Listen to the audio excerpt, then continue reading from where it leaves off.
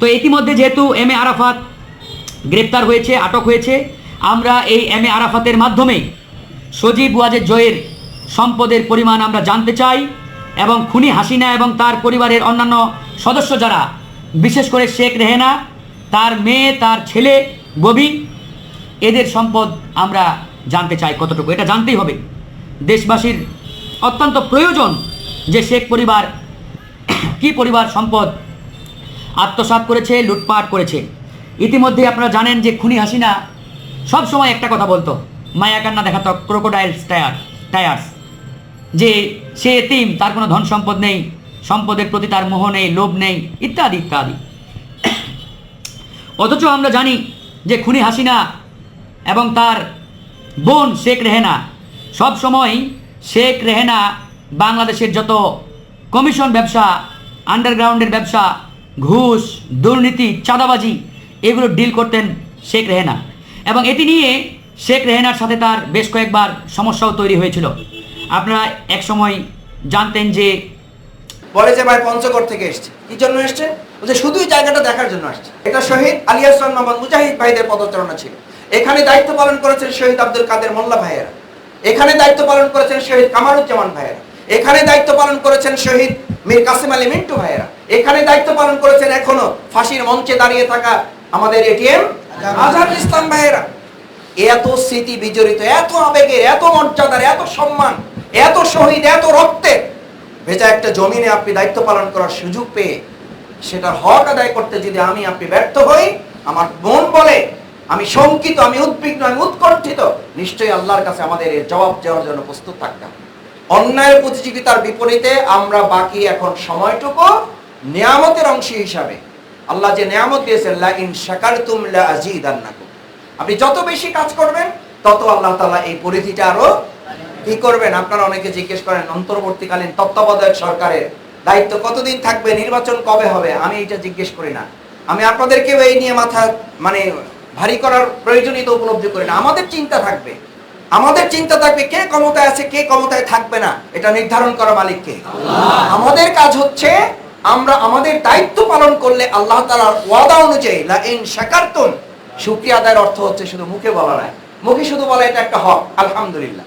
দ্বিতীয় হক হচ্ছে এটার আলোকে নিজেকে প্রস্তুত করা, এটার আলোকে নিজেকে সংস্কার করা। দেখেন এখন বাংলাদেশে আমাদের যখন 18 জুলাই বা 17-15 জুলাইয়ের পর থেকে আন্দোলন কি হলো, জাগ্রত হলো, তখন রাস্তায় রাস্তায় একটা কমন লাল কালি দিয়ে লেখা হচ্ছিল রাষ্ট্রীয় সংস্কার চলছে, কি করুন, সহযোগিতা করুন। আমি একটা কথা বহু আগে থেকে বলে আসছি, বহুবার বলেছি, বারবার বলছি, আবার বলছি, রাষ্ট্রীয় সংস্কারের জন্য চাই নিজের, বলেন আবার বলেন, রাষ্ট্রীয় সংস্কারের জন্য চাই, রাষ্ট্রীয় সংস্কারের জন্য চাই, রাষ্ট্রীয় সংস্কারের জন্য চাই। এই রাষ্ট্রীয় সংস্কারের জন্য নিজের সংস্কার করতে যদি কেউ ব্যর্থ হয়, সে যে দলের, যে মতের, যে পরিবারের, যে অঞ্চলের, যে মহল্লার, যে চিন্তা দৃষ্টিভঙ্গিরই হোক, তারা একইভাবে ওই আওয়ামী দোসরদের অন্তর্ভুক্ত হয়ে যাবে। আবার কেউ দুর্বৃত্তায়ন করবেন, আবার 5ই আগস্ট হবে। আবার কেউ চাঁদাবাজির দিকে হাঁটবেন, আবার 5ই আগস্ট হবে। আবার কেউ দখলবাজির দিকে হাঁটবেন, আবার 5ই আগস্ট হবে।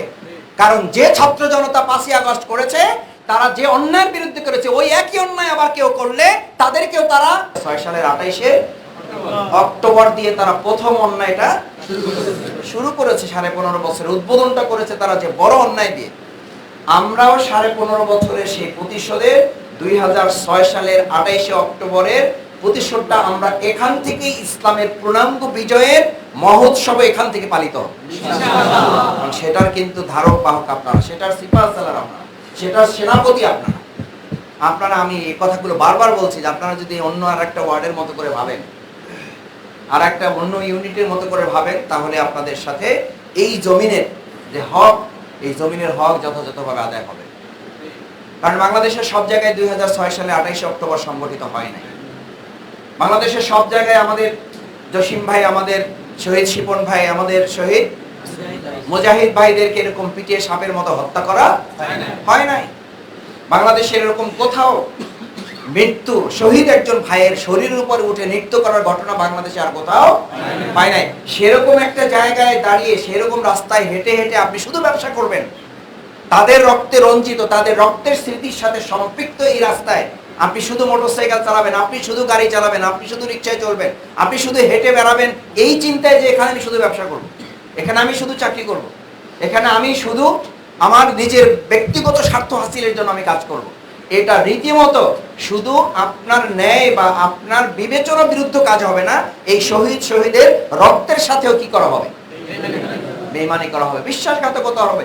এই শহীদরা হয় আপনার পক্ষে হয়ে সেদিন আল্লাহর দরবারে সাক্ষী দিবে, অথবা আপনার জন্য সুপারিশ করার ক্ষমতা যদি আল্লাহ তাদের দান করেন কথা বলবেন, অথবা এই শহীদরাই আপনার বিরুদ্ধে কথা বলবে যে এরা সেই মানুষ, এরা আমার সেই ভাই যারা মুখে কথা বলতো, কিন্তু আমাদের রেখে আসা স্বপ্ন, যে স্বপ্নের জন্য আমরা জীবন বাজি রেখে, যে স্বপ্নের জন্য আমরা শহীদ হয়েছি, যে স্বপ্নের জন্য আমরা রক্ত দিয়েছি, সেই রক্তের উপর দিয়ে তারা মোটরসাইকেল চালিয়েছে।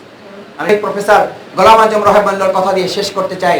ওনাকে জিজ্ঞেস করেছিলাম, আমরা স্টাডি সার্কেল করতে আসতাম রাজশাহী ইউনিভার্সিটিতে, যে স্যার যদি ইসলামী রাষ্ট্র কায়েম হয়ে যায় বা ইসলামের বিজয় আল্লাহ কিছুটা দান করেন, তখন কি আমাদের ত্যাগ কোরবানি দরকার হবে? তখন উনি বলেছিলেন, ইসলামী আন্দোলনে কিছু সফলতার আগে বিরোধিতা যখন থাকে, তীব্র প্রতিবাদ যখন থাকে, যখন প্রতিকূল পরিস্থিতি থাকে, তখন কোরবানি লাগে একটা, আর যখন আল্লাহ কিছু সফলতা ইসলামী আন্দোলন দেয়, তখন কোরবানি লাগে কয়টা? দুইটা। তখন আপনি কোরবানি করেছেন শুধু ব্যক্তির জায়গা থেকে, এখন কোরবানি করতে হবে ব্যক্তি এবং সামগ্রিকতা থেকে, সামষ্টিক ভাবে। এখন জাতির সামনে আপনাকে কোরবানি পেশ করতে হবে, আপনাকে একটা ধাক্কা দিয়ে ফেলবে, আপনি চাইলে 50 জন লোক নিয়ে এসে তারা পিষে ফেলতে পারবেন, কি করবেন? কিসের কোরবানি? সবরের কোরবানি। ধৈর্য দেবেন না ভাই, ঠিক আছে, আপনি হয়তো বুঝতে পারেন নাই, আপনার প্রতি আমার কোনো আক্রোশ নাই, আপনাকে আমি ক্ষমা করে দিলাম, আপনি আমার জন্য দোয়া করুন। এটা করতে পারার মধ্যে যে বিরাট কোরবানি, এটা জীবন কোরবানির চেয়েও বড় কোরবানি।